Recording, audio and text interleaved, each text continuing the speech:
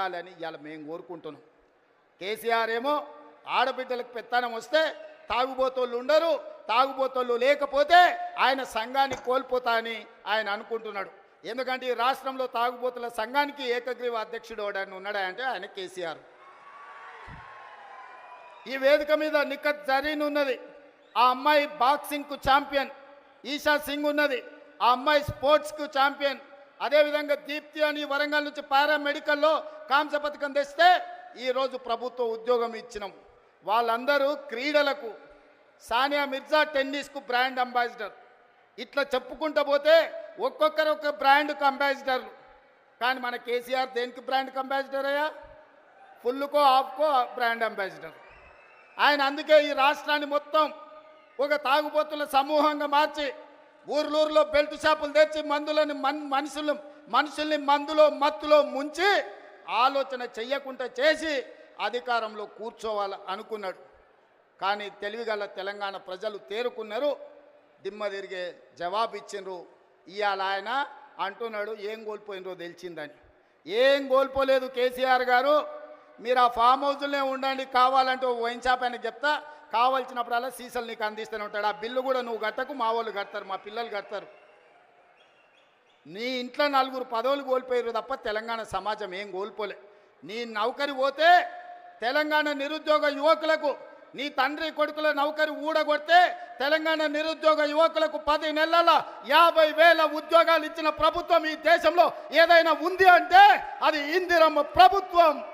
ఆ ఇందిరమ్మ ప్రభుత్వంలో 50,000 ప్రభుత్వ ఉద్యోగాలు ఇచ్చిన ఘనత నా మంత్రివర్గ సహచరులదని నేను ఈ వేదిక మీద నుంచి గర్వంగా నేను చెప్పదలుచుకున్నా. అదేవిధంగా ఇవాళ నీ కొడుకు నీది నౌకరి ఊడగొడితే ఇవాళ 23 లక్షల రైతు కుటుంబాలకు 25 రోజుల్లో మా బట్టి గారి చేతుల మీద 18,000 కోట్ల రూపాయల రైతు రుణమాఫీ చేసిన రాష్ట్రం ఈ దేశంలో ఉందంటే అది నా తెలంగాణ, నా ప్రభుత్వం, నా సహచర మంత్రివర్గ సభ్యుల సహకారంతో రైతులకు ఈరోజు 18,000 కోట్ల రూపాయల రుణమాఫీ చేసినాం. ఇంకా కొంతమందికి రావాలి, నాకు తెలుసు. అక్కడక్కడ ఇంకా కొంతమందికి తప్పులతోనో ఖాతాల నెంబర్లు సరిగ్గా లేకనో చిన్న చిన్న కారణాల చేత ఇంకా కొంచెం బకాయి ఉంది. 100% ఈ వేదిక మీద నుంచి ఆనాడు భద్రకాళి సాక్షిగా ఈ వరంగల్ గడ్డ మీద నుంచి చెప్పిన 15 ఆగస్టు లోపల 2 లక్షల రుణమాఫీ చేస్తా అన్నా, సమ్మక్క సారలమ్మ సాక్షిగా ఇలా చెప్పిన 18,000 కోట్ల రూపాయలు భద్రకాళి సాక్షిగా, సమ్మక్క సారలక్క సాక్షిగా 15 ఆగస్టు లోపల రైతుల ఖాతాలు వేసిన.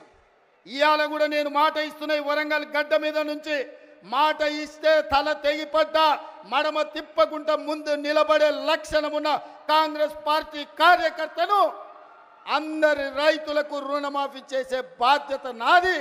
మీ ఖాతాలు సవరించుకోండి, మీ ఖాతాలలో ఉన్న తప్పులను సరిదిద్దుకోండి. మీ అందరికీ రుణమాఫీ చేసే బాధ్యత మా ప్రభుత్వం తీసుకుంటుంది.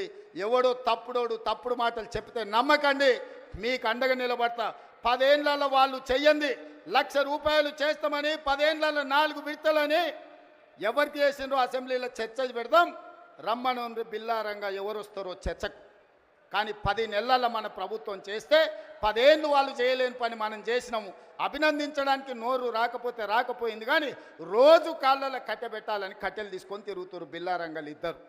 ఇట్లాంటి పరిస్థితుల్లో ఈ రాష్ట్రంలో ఆర్థికంగా వాళ్ళు చేసిన అప్పులు 7 లక్షల కోట్లు. ఇవాళ ఈ రాష్ట్రంలో ప్రతి నెల వస్తున్న ఆదాయం, పాత్రికేయ మిత్రులారా రాసుకోండి, ప్రతి నెల ఈరోజు తెలంగాణ రాష్ట్రంలో వస్తున్న ఆదాయం 18,500 కోట్లు. ఈ 18,500 కోట్లల్లో 6,500 కోట్లు దాదాపుగా ప్రభుత్వ ఉద్యోగులకు జీతాలు పెన్షన్ల కింద పోతున్నాయి. ఇంకొక 6,500 కోట్లు కేసీఆర్ చేసిన 7 లక్షల కోట్లకు అప్పు మిత్తి కింద కట్టడానికి పోతున్నాయి. ఈ 13,000 కోట్లు జీతభత్యాలకు కేసీఆర్ మన నెత్తి మీద మోపిన అప్పుకు ఇవాళ పోతే మిగిలిన 5,500 కోట్లు ప్రతి నెల ఆదాయం ఉంటే ఎన్నో రకాల ఇబ్బందులను ఎదుర్కొని కడుపు కట్టుకొని అవినీతిని నిర్మూలించి రూపాయి కూడబెట్టి ఇవాళ రైతు రుణమాఫీ చేస్తే మమ్మల్ని అభినందించడానికి నీ మనసు లేదు, కానీ ఈరోజు మమ్మల్ని శాపనార్థాలు పెట్టే ప్రయత్నం చేస్తున్నారు. అందుకే ఇవాళ కేసీఆర్ బాధపడుతుండు. ఎందుకంటే రైతులకు రుణమాఫీ రేవంత్ రెడ్డి చేసే కదా, ఇంకా నాకేం మిగులుతుంది చెప్పనే అని. ఒరేసుకుంటే ఆనాడు ఉరి అన్నాడు, అవునా? ఒరేసుకుంటే ఉరేసుకున్నట్టే అని కేసీఆర్ ముఖ్యమంత్రిగా మాట్లాడిండా లేదా? అలాంటి చంద్రశేఖర్ రావు ఆయన 150 ఎకరాల ఫామ్ హౌస్లో ఒరేసుకుంటే ఆ వివరాలన్నీ బయటపెట్టి బండారం బయటపెట్టి బండకేసాయల్లో కొట్టిన. ఇవాళ బాజాబ్తా తెలంగాణ సమాజం 66 లక్షల ఎకరాలల్లా 1,53,00,000 మెట్రిక్ టన్నుల వరి ధాన్యాన్ని స్వతంత్రం వచ్చినప్పటి నుంచి ఈ రోజు వరకు ఏ రాష్ట్రం, ఉమ్మడి రాష్ట్రం ఆంధ్రప్రదేశ్లో కూడా 23 జిల్లాలు ఉన్నప్పుడు కూడా ఇంత పంట రాలే.